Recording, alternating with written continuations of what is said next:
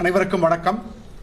இந்த வாய்ப்பை அளித்த பாரதிய ஜனதா கட்சி, தமிழக பாரதிய ஜனதா கட்சி யூனிட்டுக்கும், தலைவர் திரு அண்ணாமலை அவர்களுக்கும், இன்டலெக்சுவல் செல் கன்வீனர் ஆர் பிரசிடென்ட் திரு ஷெல்வி அவர்களுக்கும் மற்றும் மேடையில் அமர்ந்திருக்கும் அனைவருக்கும், பெரியோர்களுக்கும் தாய்மார்களுக்கும் என் அன்பு கலந்த வணக்கம். இன்னைக்கு நான் எடுத்துக்கிட்டு இருக்க டாபிக் என்னன்னா, ஒரு சாதாரண மனுஷனோட சாதனைகளை பத்தி பேசுறதுக்காக இங்க வரல. அந்த சாதாரண மனுஷனை போற்றி பாடுறதுக்காக இங்க வரல. அந்த சாதாரண மனுஷன் பின்னாடி இருக்கிற சிந்தனை என்ன, சிந்தனை இல்லாம சாதனை இருக்கவே முடியாது. தமிழகத்தில் இன்னைக்கு மோடியை கோ பேக் மோடின்னு சொல்றாங்கன்னா காரணம் என்ன? தமிழக மக்கள் என்றைக்கு சிந்திக்க ஆரம்பித்து விட்டார்களோ அன்றைக்கு இவர்கள் என்ன கூறுகிறார்களோ அவர்களோட கடையெல்லாம்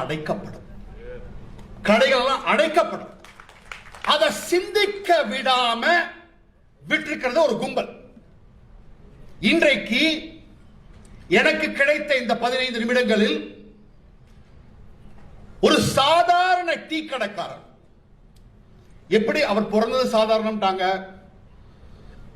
எனக்கு முன்னாடி பேசின திருமதி நிர்மலா பெரியசாமி அவர்கள் மாதிரி நான் தமிழ் பேச முடியாது. அவர் கிளியரா எக்ஸ்பிளைன் பண்ணிட்டார் சாதாரணமான. நான் ஒன்னே ஒன்று சொல்லிடுறேன். டெல்லி ராஜகோபால் ஒருத்தர் இருப்பார், எல்லாருக்கும் தெரியும். திரு கோலாகல சீனிவாசுக்கு மிகவும் சிறந்த நண்பர். அவர் ஒரு வாட்டி சொல்றாரு, நான் மோடிய முதல்ல எங்க பார்த்தேன்னா குஷாபோ தாக்கரே ஆபீஸ்ல பார்த்துட்டு அவர் சொல்றாரு, மோடிஜி கூட பார்த்துருங்க. இது 1991-92 அப்ப அவர் போறார் பார்க்கறதுக்கு டெல்லியில. நரேந்திர மோடிஜி எங்க உட்கார்ந்துட்டு இருக்காருன்னா, சேர் கிடையாது, டேபிள் கிடையாது, வெறும் பாயில உட்கார்ந்துட்டு இருக்காரு. ரெண்டு பேரும் பேசுறாங்க. இன்றைக்கு பாரத பிரதமர் மட்டுமல்ல, உலகில் நம்பர் 1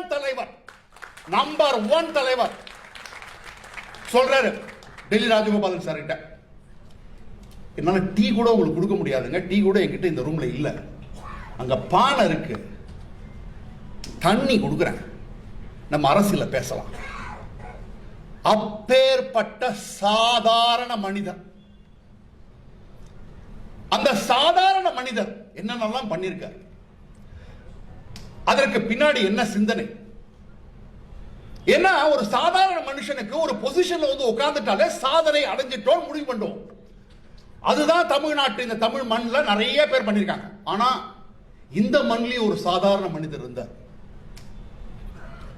அந்த சாதாரண மனிதரும் முதலமைச்சர் ஆனார். நான் சொல்றது பெருந்தலைவர் காமராஜர். நானும் அப்ப பிறக்கல, ஆனா எங்க அப்பா சொல்லுவார், பெருந்தலைவர் காமராஜர் முதல்வர் ஆன உடனே ஒரு பத்திரிகையாளர் கேட்கிறார், நீங்க இந்த பதவிக்கு வந்திருக்கீங்களே, இந்த சாதனை படிச்சிருக்கீங்களே, என்ன கூற விரும்புறீங்க அப்படின்னு. அதற்கு பெருந்தலைவர் காமராஜர் கூறுகிறார், இந்த பதவியை விட்டு நான் வெளியேறும் போதுதான் தெரியும் இந்த பதவி எனக்கு பெருமை கொடுத்ததா அல்லது நான் இந்த பதவிக்கு பெருமை கொடுத்தேனா என்று. அவ்வழி வந்த தலைவன் எங்கள் தலைவன் நரேந்திர தாமோதர் தாஸ் மோடி. அதுக்குள்ள அவர் சாதனைகளை பேச வேண்டாங்க, இன்னும் நிறைய வந்துட்டோம், வெகு தூரம், இன்னும் எவ்வளவு தூரம் இருக்கு. அருமை அண்ணன் ஸ்ரீராம் சேஷாத்ரி சொன்னார், 10லேருந்து 4க்கு வந்திருக்கோன்னு. பட் 4லேருந்து 1ஆம் இடத்துக்கு எடுத்து கொண்டு போக செல்ல வேண்டியதுக்கு நரேந்திர மோடி வேண்டும். 2014 தேர்தல் முடியுது. முடிஞ்ச உடனே எல்லாரும் கொண்டாடினாங்க. சில பேர்லாம் ரொம்ப வருத்தப்பட்டாங்க. ஒருத்தர் இங்கிலாந்துல இருந்து ஒருத்தர் எழுதுறார், கார்டியன் எழுதுறார். அவர் எழுதின படிச்சாலே நம்மளுடைய சிந்தனை, நம்ம நாட்டின் மக்கள் சிந்தனை, நரேந்திர மோடிஜியின் சிந்தனை, அதனால் வந்த சாதனை நம்மால் அறிய முடியும். அவர் எழுதுறார், கார்டியன், ஒரு பிரிட்டிஷ் பத்திரிகையாளர். The last vestige of British Raj on Indian soil has been destroyed today with the victory of Narendra Damodar Das Modi. என்ன எழுதுறாரு? கடைசி பிரிட்டிஷ் ஆங்கிலேயருடைய அடையாளம் அழிந்து விட்டது. அப்படின்னா என்ன அர்த்தம்? 1947 நமக்கு சுதந்திரம் கிடைச்சிருக்கு. ஆனா அந்த அடையாளம் இருந்திருக்கு. அந்த அடையாளம் அவன் வாயிலே வருது, இன்னைக்கு தாண்டா அழியுதுன்னு. அதற்கு காரணமும் இருக்கு. 1998 ரொம்ப மரியாதைக்குரியவர் நம்ம முன்னாள் தேர்தல் ஆணைய தலைவர் திரு TN சேஷனிடம் கேட்கிறார்கள். ஒரு விவாதத்தை தான் பார்ட்டிசிபேட் பண்றான்னு நினைக்கிறேன். அவர்கிட்ட கேட்கிறாங்க, இந்தியாவில் என்ன சார் பிரச்சனை? அதற்கு மிக மிக அருமையான பதில் நான் தூர்தர்ஷன்ல பார்த்தது. இந்த ப்ரோக்ராம் பிரிட்டிஷ்காரன் போகும்போது ஒரு செத்த எலிய விட்டு போயிட்டான். இங்க இருக்கிற அரசியல்வாதியும் சரி, சாரி சார் IPS ஆபீசர், நீங்க இங்க இருக்கிற IAS ஆபீசரும் சரி, IPS ஆபீசரும் சரி, 1998 சொல்லியிருக்காரு. அப்ப நம்ம தலைவர் அண்ணாமலை வந்து IPS ஆபீசர் இல்ல. இவன் என்ன சொல்றான்னா, செத்த எலிலாம் இல்லப்பா, அகர்பத்தி போடுறான், ரூம் ஃப்ரெஷ்னர் போடுறான், எல்லாம் போடுறான். எலியை எடுத்து துரத்தி போடுறதுக்கு, தூக்கி போடுறதுக்கு எவனுக்கு தைரியம் இல்ல. அந்த தைரியம் எனக்கு கொஞ்சம் இருந்ததுனால தேர்தல் கமிஷன்ல கொஞ்சம் ரிஃபார்ம்ஸ் கொண்டு வந்தேன். ஆனா இதையே இந்தியாவில் கொண்டு வரணும்னா அன்னைக்கு இருக்கிற பிரதமர் திரு அடல் பிஹாரி வாஜ்பாய், TN சேஷன் சொல்றாரு, இவரால் பண்ண முடியும். ஆனால் முடியாது. எப்போ ஒரு கட்சிக்கு 272 பிளஸ் சீட் வந்து தனிப்பெரும்பான்மையோட எந்த ஒரு மாநில கட்சியினுடைய ஆதரவு இல்லாம, தேவைப்படாம ஒரு தலைவன் சிம்மாசனத்தில் அமர்றானோ அவன் தான் இந்த எலிய தூக்கி வெளியில போடுவான். நண்பர்களே, 272 பிளஸ் என்கிற ஸ்லோகன் ஒருவர் ஆட்சிக்கு வருவதற்காக அல்ல. அவர் ஆட்சிக்கு வந்துட்டு அவர் பையன் MLA ஆகிறதுக்காக இல்ல.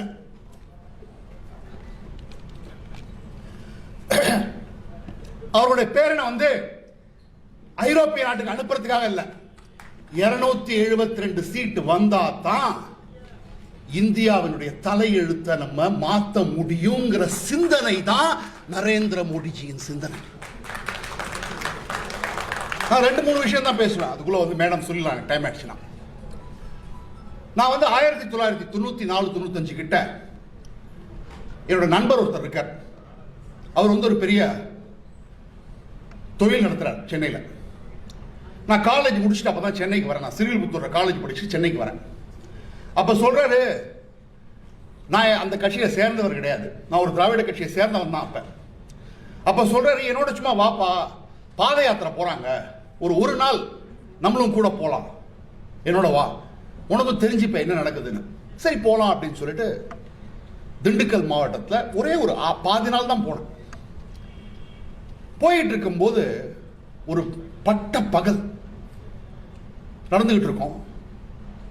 ஒரு 4-5 பெண்மணிகள் குடத்தை இடுப்புல வச்சுக்கிட்டு வேர்த்து கொட்ட நடந்துகிட்டு இருக்காங்க.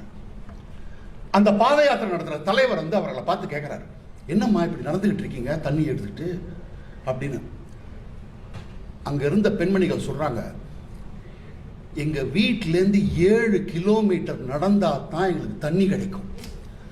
அந்த 7 கிலோமீட்டர் தண்ணி எடுத்துக்கிட்டு திரும்பி 7 கிலோமீட்டர் வீட்டுக்கு போகணும். அப்படிதாம்மா போய்கிட்டு இருக்கேன் அண்ணன். அந்த தலைவர் கேட்டுக்கிட்டு ரொம்ப வருத்தப்பட்டார். அப்ப என் நண்பர் கிட்ட நான் கேட்டேன்னா, அவர்கிட்ட நான் பேச முடியல. இந்த பிரச்சனைக்கு எப்பங்க தீர்வு வரும்னு தெரியலங்க. தண்ணி எங்கேருந்து கிடைக்கும், எப்போ வரும்னு தெரியாது. இதுதான் இந்தியாவோட நிலைமை. இந்த நிலைமையை எவனும் பேசவும் இல்லை. அன்றைக்கு இருந்த அரசியல்வாதிகள் கூட ரொட்டி கப்படா மக்கான் தான் பேசுறாங்களே தவிர ஒவ்வொரு வீட்டுக்கும் நீர் குழாய் மூலமா வரும் ஹர் ஹர் ஜல் பேசுறதுக்கு யாருக்கும் துணிவில்லை. இன்றைக்கு 44% இந்தியா, 36% தமிழ்நாடு, 19% இருந்த தமிழ்நாடு இன்று 36% ஆகியிருக்கிறது. ஹர் ஹர் ஜல், அனைத்து இல்லத்திலும் குழாய் தண்ணீர், குழா தண்ணீர் கிடைக்கும். இது ஒரு என்னன்னா எதிர்கட்சி தலைவர்லாம் பார்த்து சொல்றாங்க, என்னப்பா இவரு ரெட் ஃபோர்ட்டுக்கு போறாரு, கழிவறையை பத்தி பேசுறாரு. கழிவறையே இல்லாத நாடு தான் இது இந்தியா நாடு அப்படின்னு சொல்லியே என்னாச்சு, அரசியல்வாதிகள் வந்து என்ன சொன்னாங்கன்னா, nothing will move in India, nothing will change in India, இந்தியால எதுவுமே நகராது, இந்தியா எதுவுமே மாறாது. இதையே சொல்லி கழிவறை கூட இல்லாம பண்ணிட்டாங்க. அதே மாதிரி இந்தியர்களுக்கும் என்ன ஆயிடுச்சு, நம்மளால முடியாது. சைக்காலஜிஸ்ட் ஒரு 12 வருஷத்துக்கு முன்னாடி ஒரு ரிப்போர்ட் பப்ளிஷ் பண்ணாங்க. ஒரு இந்தியன் 18 வயது தாண்டறதுக்கு முன்னாடி பெற்றோர், ஆசிரியர், சமுதாயம் மற்ற அனைவரும் சேர்ந்து 1,48,000 தடவை அந்த சிறுவருக்கோ சிறுமிக்கோ என்ன சொல்றாங்க தெரியுமா, யூ காண்ட், உன்னால் முடியாது, யூ வில் நாட். இந்த நரேட்டிவ் தான் இந்தியாவில் அப்படியே கிளியர் கட்டா செட் பண்ணி வச்சிருந்தாங்க. அந்த சிந்தனைய மாற்றத்திற்காக வந்த தலைவர் தான் திரு நரேந்திர தாமோதர் தாஸ் மோடி. எப்படி சார் அவ்வளவு தைரியமா சொல்றீங்க? ஆமா, தைரியமா சொல்லுவேன். இன்னைக்கு நான் மட்டும் சொல்ல வேண்டியது இல்ல, இந்தியாவில் இருக்கிற ஒவ்வொரு குடிமகனும் சொல்ல வேண்டிய விஷயம். நாம் ஒரு ஏழை நாடா இருந்தா, ஒரு எதுக்கும் முடியாத நாடா இருந்தா, எங்களால் முடியாது சொல்லிக்கிட்டே இருந்தா, இன்றைக்கு நாம் படைத்த சாதனை, இந்தியா படைத்த சாதனை எந்த ஒரு நாடும் படைக்கவில்லை. என்ன? ஆமா சார், இன்றைக்கு நமக்கு தடுப்பூசி இல்லை என்றால் உலக அரங்கில் பிச்சைக்காரர்களாக நின்று கொண்டிருப்போம். எவ்வளவு பேருக்கு தெரியும்? மார்ச் 30 லாக்டவுன் பண்ணிட்டாருன்னு சொன்னாங்களே தவிர, ஊரடங்குக்கு பின்னாடி இம்மீடியட்டா சயின்டிஸ்ட் அண்ட் ரிசர்ச்சர்ஸ் கூப்பிட்டு, உங்க மேல எனக்கு நம்பிக்கை இருக்கு, இந்தியா மேல எனக்கு நம்பிக்கை இருக்கு, போய் ரிசர்ச் ஸ்டார்ட் பண்ணுங்க. செப்டம்பர் மாசம் பூனாவால வந்து கேட்கிறார், சார் ஆரம்பிச்சிட்டோம் ப்ரொடக்ஷனை, ஆனா அப்ரூவல் வரல. அப்ரூவல் என்ன ஆகும் தெரியாதே சார். ஜனவரி மாதம் தடுப்பூசி ஆரம்பிக்கப்பட வேண்டும். உங்கள் மீது எனக்கு நம்பிக்கை இருக்கிறது, என் சொல் மீது உங்களுக்கு நம்பிக்கை இருந்தால் ப்ரொடக்ஷனை ஸ்டார்ட் செய்யுங்கள் என்று கூறினார் நரேந்திர மோடி. ஸ்டார்ட் செய்தார்கள். இன்றைக்கு 76 கோடி மக்களுக்கு தடுப்பூசிகள் கொடுக்கப்பட்டுள்ளது. இத போய் டிவியா போய் பேசினா வந்து துப்பினாங்க எங்களெல்லாம். ஆனாலும் பேசினோம், ஆனாலும் சொன்னோம். அவன் கேட்கறதுக்கு வேணான்னா முடியாது, நடக்கவே நடக்காது. ஏன்னா அவங்க பார்த்த இந்தியா வந்து ஒன்னால் முடியாது. ஆனால் இன்றைக்கு இருக்கிற நரேந்திர மோடியின் இந்தியா எங்களால் முடியும் இந்தியா. நரேந்திர மோடி ஒரு மனுஷனை மட்டும் பார்க்க கூடாதுங்க. இன்றைக்கு அவரோட பிறந்த நாள். என்னை பொறுத்த மட்டும் திரு நரேந்திர மோடிங்கிறது ஒரு எமோஷன், ஒரு உணர்வு. ஒரு சாதாரண மனிதன் அசாதாரண சிந்தனையுடன் எத்தகைய சாதனையை படைக்கலாம் என்பதற்கு ஒரு எடுத்துக்காட்டு தான் திரு நரேந்திர தாமோதர் தாஸ் மோடி. அந்த நரேந்திர தாமோதர் தாஸ் மோடிய அந்த உணர்வு உங்களிடமும் இருக்கிறது, என்னிடமும் இருக்கிறது. அதை நாம் உணர்ந்தால் ஒரு புதிய பாரதம், அச்சமில்லா பாரதம் உருவாக்க முடியும். அவர் நம்ம வர்ஷிப் பண்ண வேண்டிய அவசியம் கிடையாது. அந்த உணர்வு நம்ம கிட்ட இருக்குன்னு நினைச்சு வாழ்ந்தோம்னா அதற்கு இன்னிலிருந்து ஸ்டார்ட் பண்ணலாம். உங்களால் முடியாதுங்கிற வார்த்தையை எடுத்துருங்க. ஒரு டீ விற்பனையாளர் இன்றைக்கு உலகத்தின் மிகப்பெரிய தலைவராக இருக்கும் பொழுது நாம் என்ன வேணா சாதிக்கலாம். ஒரு 3 நாள் முன்னாடி சொன்னாங்க, தமிழ்நாட்டில் நீ என்ன வேணா பேசுப்பா, மோடின்னு குரல் கொடுக்கறது கூட 10 பேர் இருக்க மாட்டான் அப்படின்னாங்க. ஆனால் இன்றைக்கு கூறுகிறேன், தமிழ்நாட்டு நமது தலைவர் திரு அண்ணாமலை அவர்கள் பதவி ஏற்றவுடன் சொன்னார், இல்லம் செல்வோம் உள்ளம் வெல்வோம். அந்த டயத்தில் ஒரு வார்த்தை சொன்னார். எவ்வளவு பேர் கேட்டீங்கன்னு தெரியல. ஏதோ ஒரு வகையில் நரேந்திர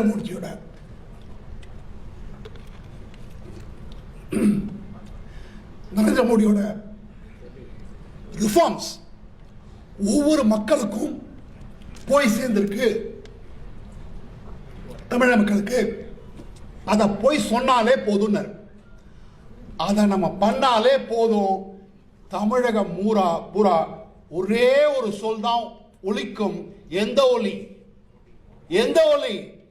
இப்போ ஒரு வாட்டி சொல்லி காமிப்போமா? சென்னையில சொல்லலாமா? இந்த வாணிமகல்ல சொல்லலாமா? மோடி மோடி மோடி. நன்றி, வணக்கம்.